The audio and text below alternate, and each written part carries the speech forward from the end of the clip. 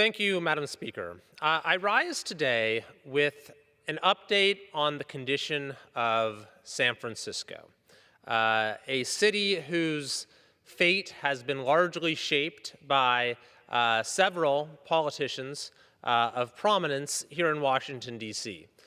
Foremost among them, Vice President Kamala Harris and Speaker of the House Nancy Pelosi.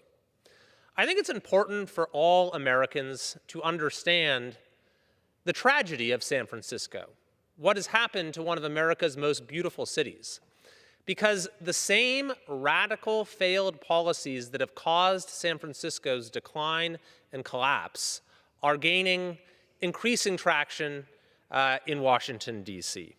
So I want to go over just a few of the reasons why it is that, as the San Francisco Chronicle put it last year, this city is, quote, on the verge of collapse. Indeed, in many ways, my entire state of California offers a preview of where our country has been headed. But San Francisco offers an even starker warning. It is the part of our state where failed policies, radical politics, and public corruption are in their most advanced stage, and where residents are most rapidly fleeing.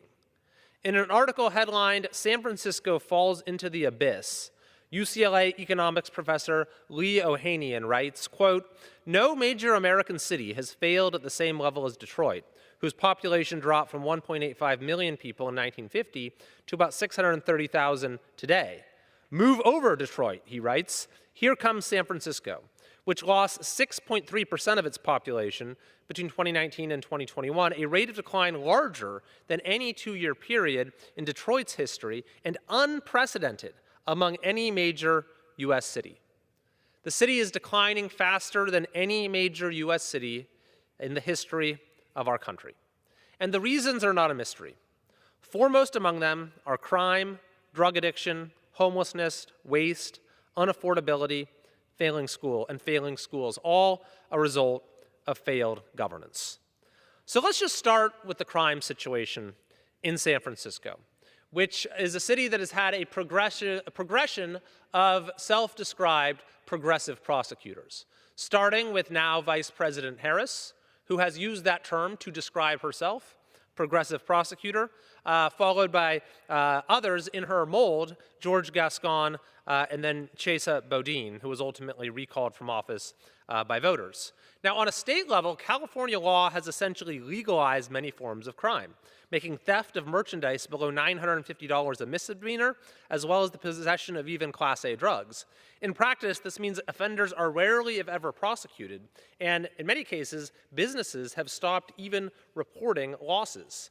San Francisco's anti-law enforcement policies have compounded these problems. For example, a few years ago, in 2020, San Francisco defunded the police, shifting $120 million away from law enforcement.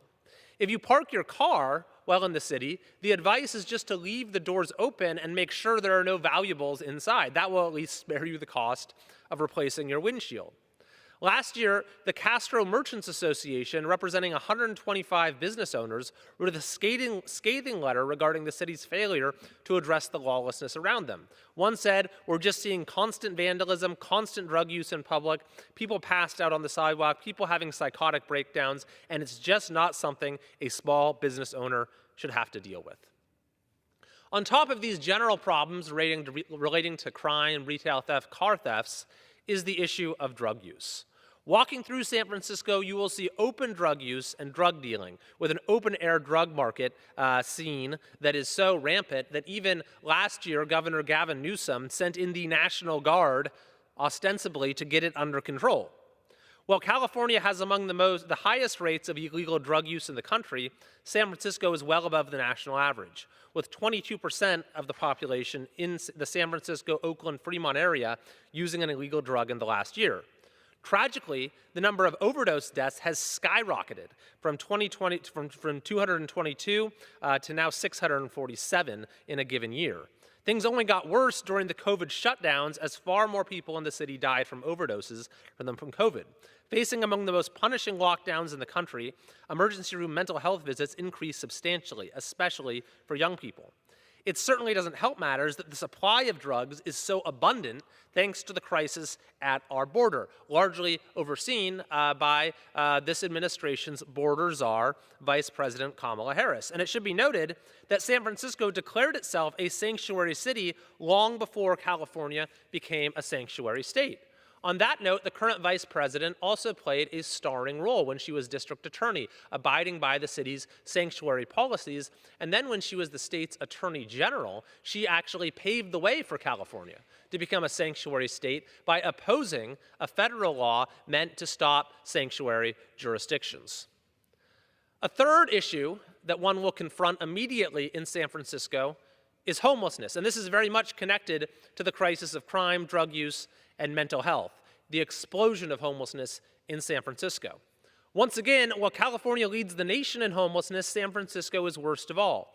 Between 2005 and 2020, the number of homeless increased from 5,404 to 8,124. During that same period, homelessness declined significantly nationwide. Within a 3-year span, complaints of homeless encampments to the city's 311 line increased from 2 to 62 each and every day. Meanwhile, the share of the homeless population that is unsheltered has also gone up in recent years. Fourthly is the waste situation. Between 2014 and 2018 in San Francisco, calls about human feces doubled to 20,933. $100 million was spent on street cleaning in 2019 alone. In a 3-year span, the city replaced 300 lampposts corroded by urine. The overall condition of many areas is something that no American should ever have to experience, especially kids walking to school. Speaking of kids, San Francisco Unified has the second widest achievement gap of any school district in California with over 5,000 students.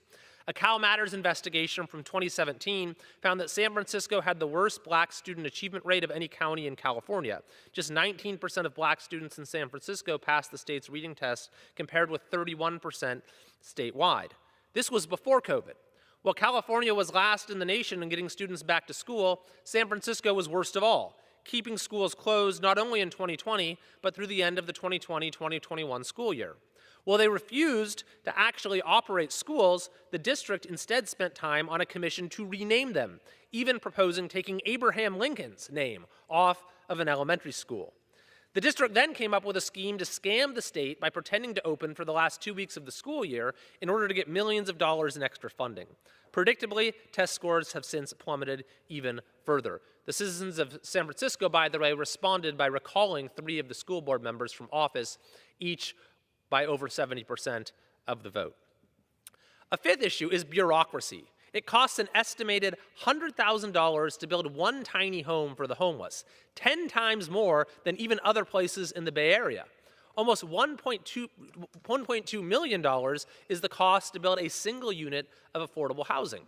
This is the city where it takes 87 permits, 1,000 days of meetings, and 500,000 in fees to build residential housing projects. San Francisco politicians boast that they brought home the bacon when they brought home a $1.7 million taxpayer-funded toilet. As the San Francisco Chronicle puts it, San Francisco's bureaucracy isn't just incompetent and comically inefficient, it is a corroding force in our life. They say spiritually, yes, but also literally. They call it corruption born of needlessly complicated bureaucracy. The public transportation system is a model of mismanagement, with the Bay Area Rapid Transit facing a $1.1 billion deficit over 5 years, with trains that are dangerous to ride and that rarely show up on time.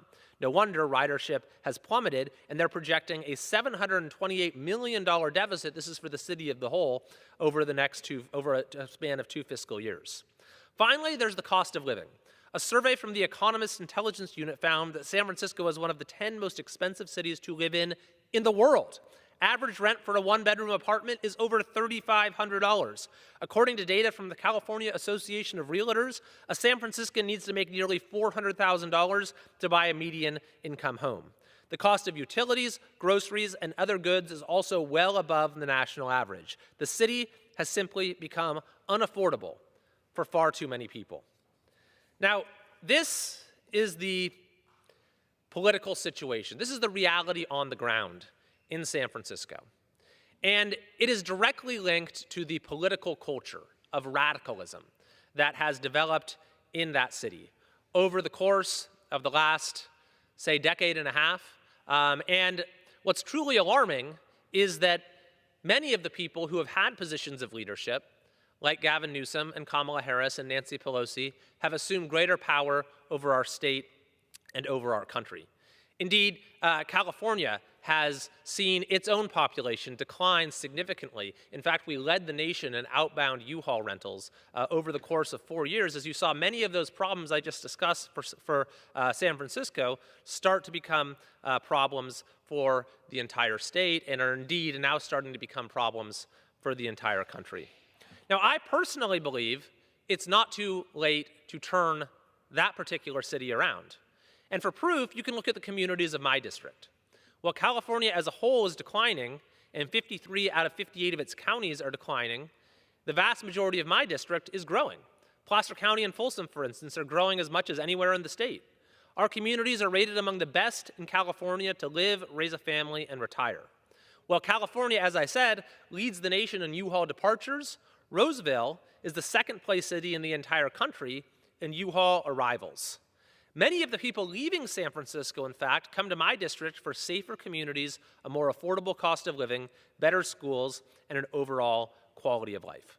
We still face headwinds of misguided policies enacted at the state level, but we strive to use the tools of local governance and community partnerships to do what is best for our citizens. This is the model that our state should strive for, and it's the model that many other states are following. And it's the model for our country to reverse the policies that have gotten us so off track in 3 years. If we are going to get ourselves back on the right trajectory as a country, then we should indeed look to San Francisco as a model. But it is a model